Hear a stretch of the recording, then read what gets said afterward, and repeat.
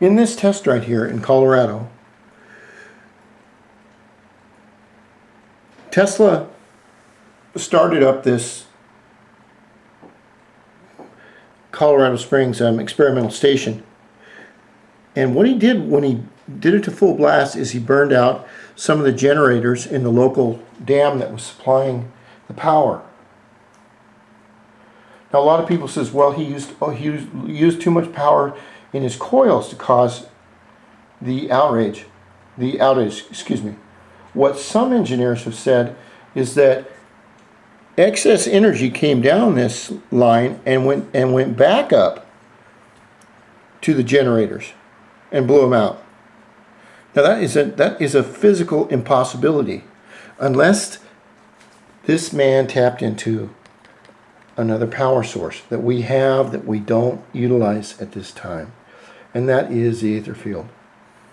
The ether field is like, say it's like air that is around all planets in the galaxy, and it can be harnessed and used if one has the proper equipment. That's what he was trying to do. But he didn't have the money, and then there was inflation and stock market problems that happened that wouldn't allow him to finish.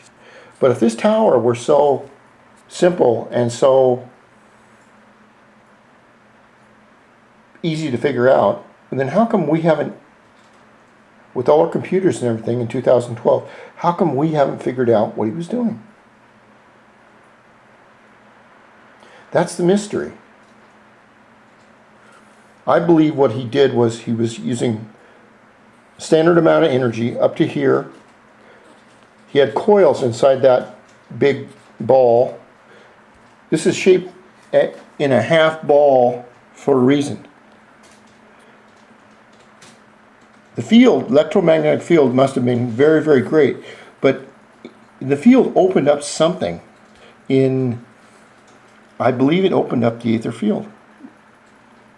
And that's why he thought he could ship power through the field to another point, from point A to point B, and he could do it all over the world as long as he had two of these towers working in tandem.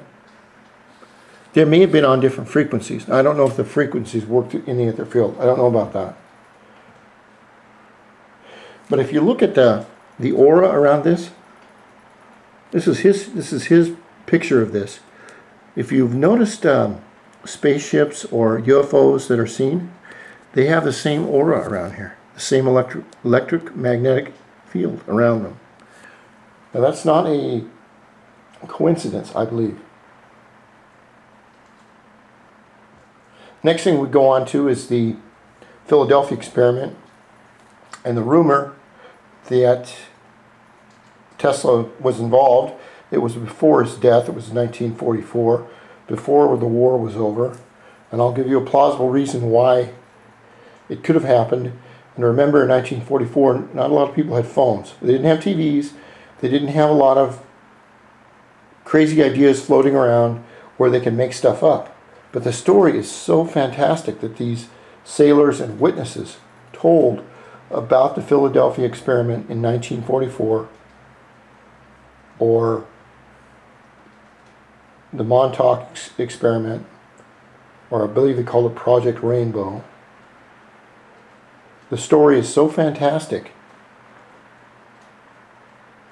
that it could just be real.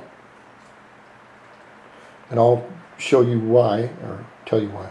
It's really interesting. And I don't know if this theory is true, but it's a great story. Okay.